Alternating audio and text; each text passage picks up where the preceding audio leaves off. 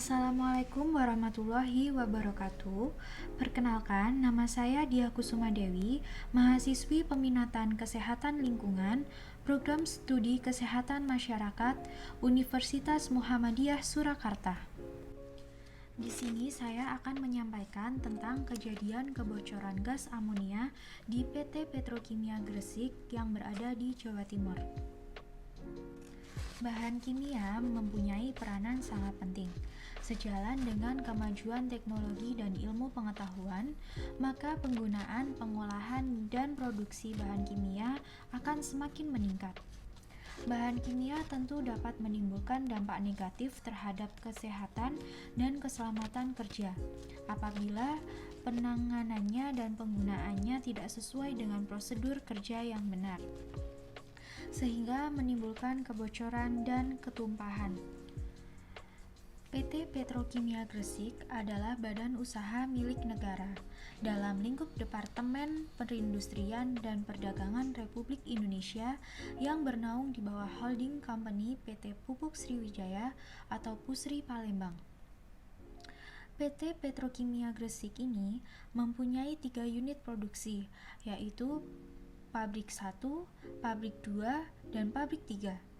Dari profil risiko K3 dan PAK, PT Petrokimia Gresik Pabrik 1 merupakan pabrik yang mempunyai risiko kebocoran yang sangat tinggi dibandingkan dengan Pabrik 2 dan Pabrik 3.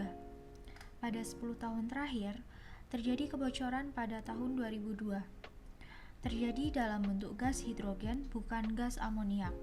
Sedangkan tahun 2004 dan tahun 2006, kebocoran gas amoniak terjadi.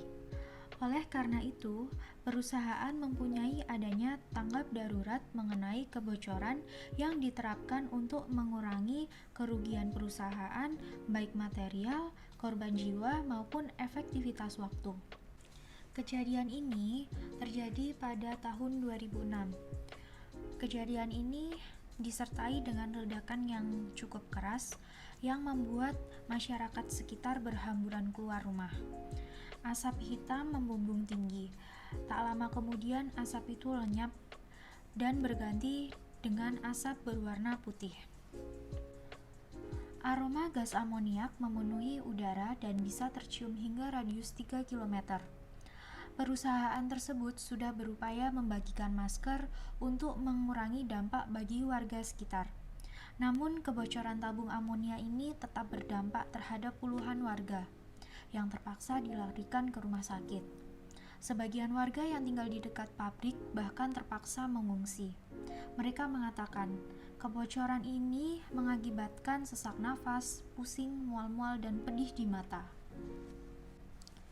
Kejadian ini pun pernah terjadi di tahun-tahun sebelumnya, seperti pada tahun 2001. Tangki gas amoniak PT Petrokimia Gresik pernah bocor yang menyebabkan 40 warga dirawat di rumah sakit. Pada tahun 2004, ledakan terjadi di PT Petrowidada, perusahaan patungan antara PT Petrokimia Gresik dan Daewoo Corporation, PT Justus Corporation, dan PT Eterindo Wahana Tama. Ledakan ini menyebabkan ribuan warga diungsikan, puluhan orang luka-luka, dan 2 orang tewas. Bahan toksik pada kejadian ini adalah amoniak atau yang biasa kita sebut NH3. Amoniak adalah senyawa nitrogen NH3 yang penting dan banyak diproduksi sebagai bahan baku utama pupuk dan memiliki sumbangan penting bagi keberadaan nutrisi di bumi. Amonia merupakan senyawa kausatik dan dapat merusak kesehatan.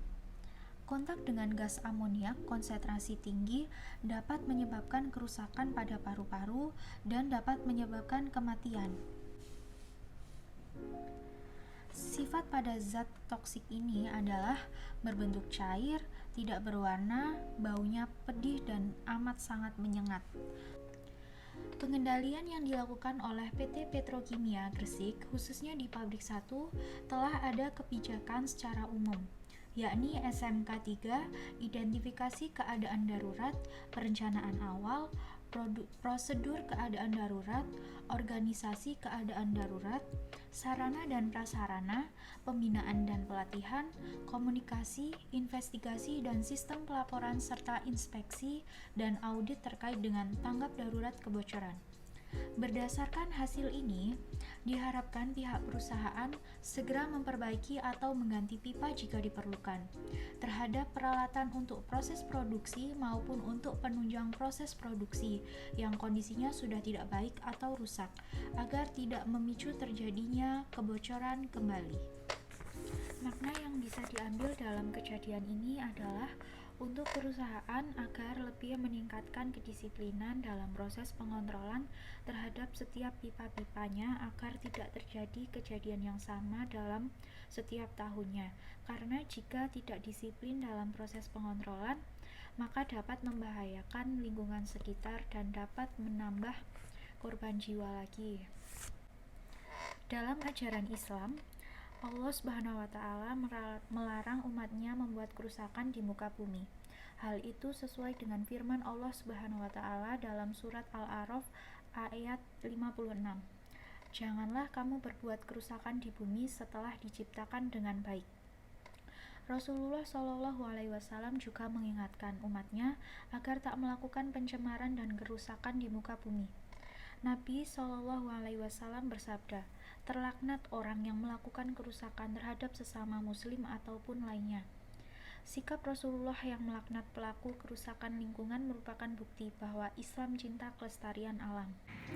Sekian yang dapat saya sampaikan, semoga dapat bermanfaat untuk kita semua.